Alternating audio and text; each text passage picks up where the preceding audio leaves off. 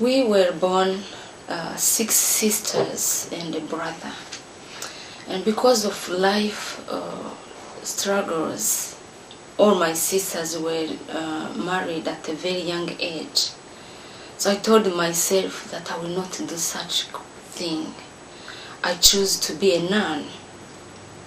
So when I went in high school, I joined a convent with Sisters of Assumption. I loved everything in the convent.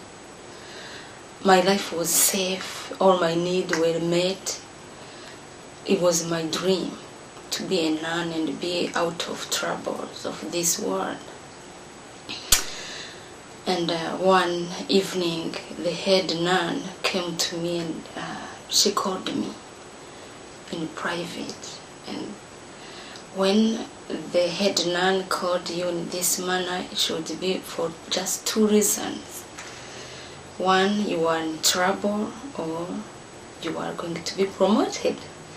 And I knew I wasn't in any trouble and I was far away to be promoted. So I really panicked. So she looked into my fearful face and she said, I see you as a tender mother and a faithful wife.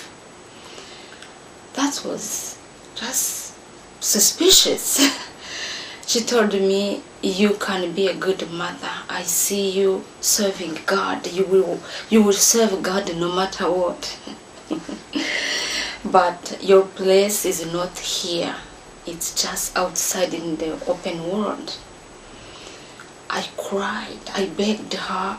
I didn't want to get out of the convent because it was a safe haven to me.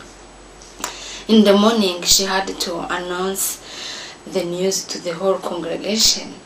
And she went on saying that they should pray for Sister Brigitte, future life and husband. This was the last thing I could really hear from a nun's mouth. So everybody prayed for Sister Brigitte except Brigitte herself. In a few months, a young man called Brigitte Kitenge came to the school. He was to be our professor for social studies, and we fell in love.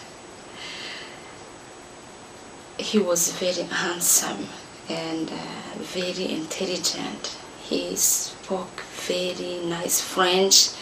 Every girl loved Leon, but I'm the only one who won. And we got married in 1988, and we moved to Kigali, because back then I was in a boarding school with nuns in the north part of the country, in Ruhengeri.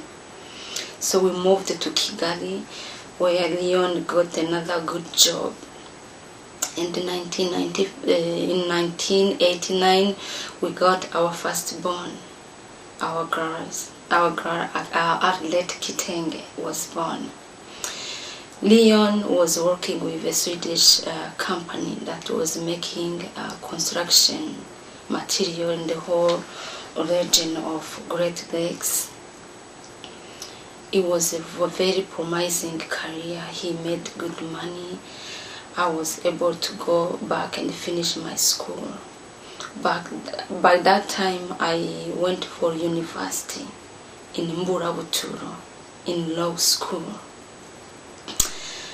I was so full of energy, ambitions, and really good dreams. And since we were really able to afford life, we had a very nice life.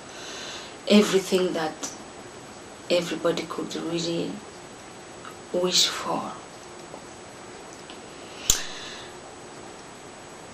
And one morning, we lost everything. By that time, we were really able to see our future very clear.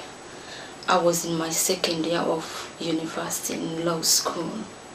I was getting ready to embrace life. And my husband was very proud of me. He was my professor, so he knew how much I can do. He he believed in me and my crazy dreams.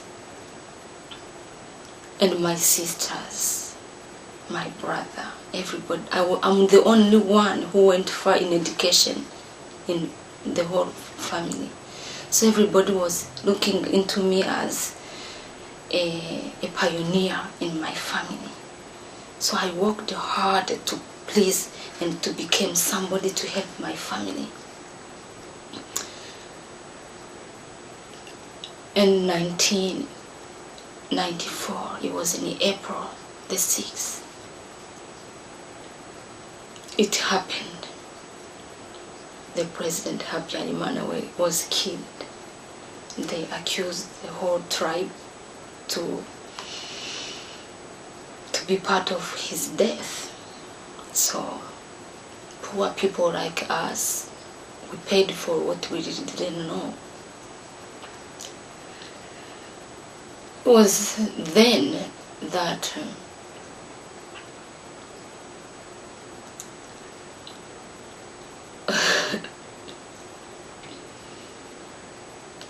what I had for as dream was dead that night. Everything became dark. I was living just 1 minute at a time. Not forgetting that my husband, he was a stranger. He was from Congo, so he was making his life in Rwanda. And he was stuck in this conflict. He lost everything he has worked for, even his dignity. Because when I was tortured, when I was beaten, when I was about to be killed, I didn't feel it myself, but he was a part of it. But all these things happen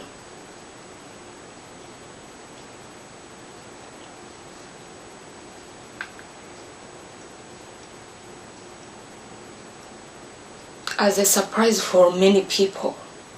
This was prepared on a level where we didn't know what was going on.